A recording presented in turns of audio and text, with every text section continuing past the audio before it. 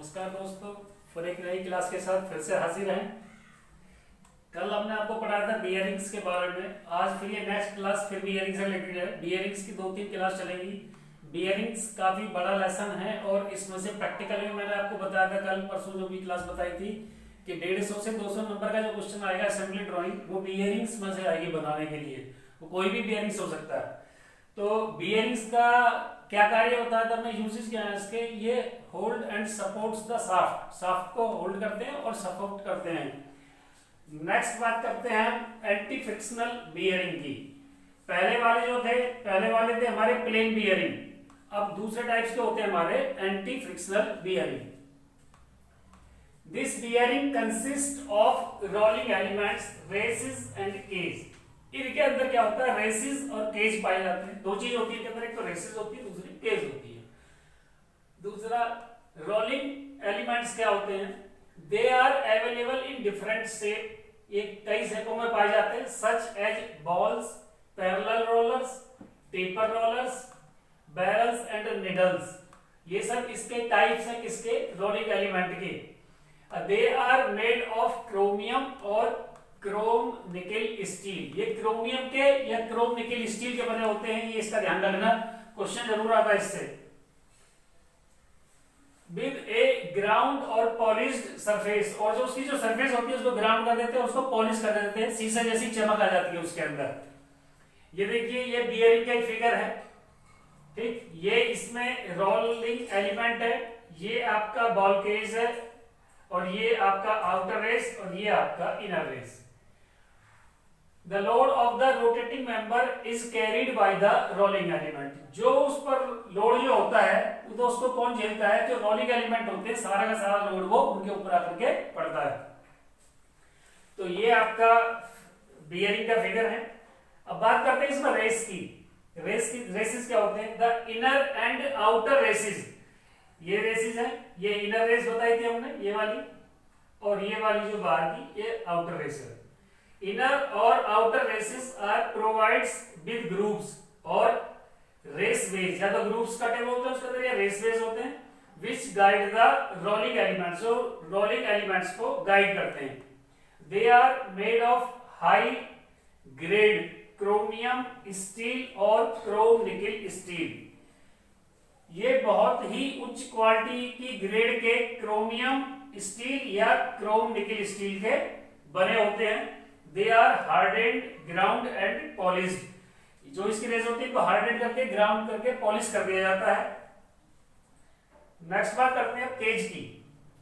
Each rolling elements is separated from the other by means of a cage. हर कोई element जो होगा वो एक दूसरे से अलग होगा रोलिंग एलिमेंट केज की बदौलत।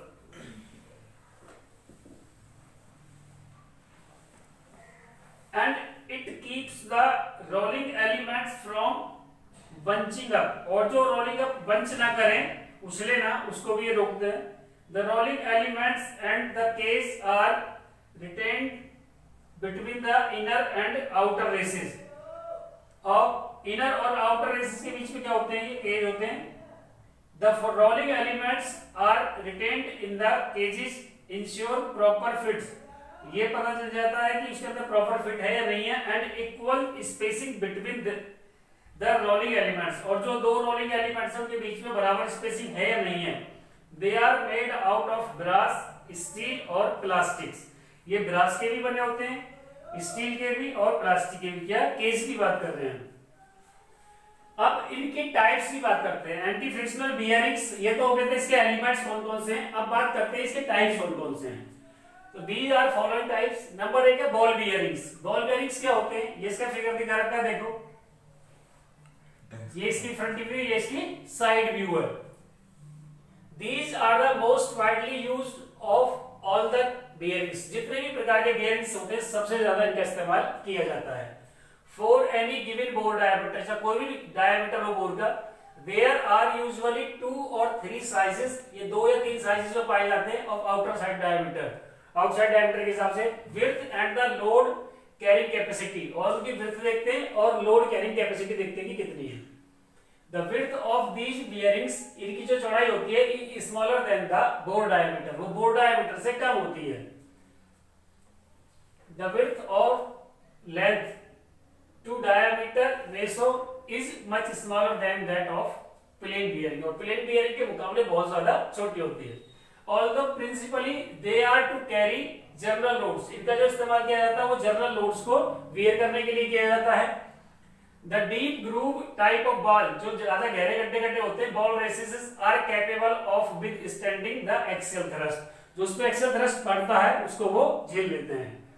तो ये जो फिगर है ये फ्रंट व्यू है, ये इसकी साइड व्यू है, ये बॉल बियरिंग है, ये इसमें आउटर रेस है, ये इसके अंदर इनर रेस है। अब बात करते हैं दोस्तों self aligning ball bearings. Self aligning ball bearings क्या होते हैं? This type of bearings has a spherical bore on the outer race, इसके आउटर रेस पे स्फेरिकल बोर होता है। This carrying can carry journal loads, ये जर्नल लोड्स को वहन कर सकता है, बियर कर सकता है, विच आर स्लाइटली इंक्लाइंड, और थोड़े से इंक्लाइंड होते हैं due to shaft misalignment, shaft की मिस अलाइनमेंट की वजह से।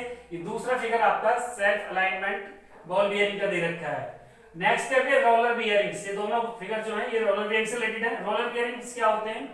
Roller bearings are available with the grooved race, grooved race के साथ, ग्रूव्ड रेस के साथ उपस्थित होते हैं। In the outer and inner, जो इसकी आउटर और इनर मेंबर्स जो हैं, sorry, with the grooved race in the outer and inner members, outer और इनर मेंबर्स के बीच में। Selection of this depends upon which race, ये कौन सी रेस पर निर्भर करता है, is required to be locked, ये लॉक कर दिया जाता है। Roller bearings are intended to carry radial यानी कि journal loads and can carry greater radial loads than ball bearing of the same size. यदि उसी सेम साइज के दोनों, एक तो बॉल बियरिंग लिया जाए और एक रोलर बियरिंग लिया जाए, तो जो बॉल बियरिंग है radial journal loads and can carry greater radial loads than ball bearing, ball bearing के मुकाबले जो है जो रोलर बियरिंग्स होते हैं ज्यादा लोड झेल सकते हैं। तो दोस्तों ये अभी हमारे बियरिंग्स में अभी एंटी फ्रिक्शनल बियरिंग्स के टाइप बताए हैं, ये भी 3 टाइप्स हैं। इसके बाद और भी टाइप्स आते हैं, और इसके बाद बियरिंग मटेरियल्स के बारे में पढ़ाएंगे, क्योंकि बियरिंग मटेरियल से क्वेश्चन जरूर आता है। और फिर प्रैक्टिकल में किस टाइप से क्वेश्चन आएंगे ये हम आपको नेक्स्ट क्लास में बताते हैं दोस्तों। तो तब तक के लिए नमस्कार।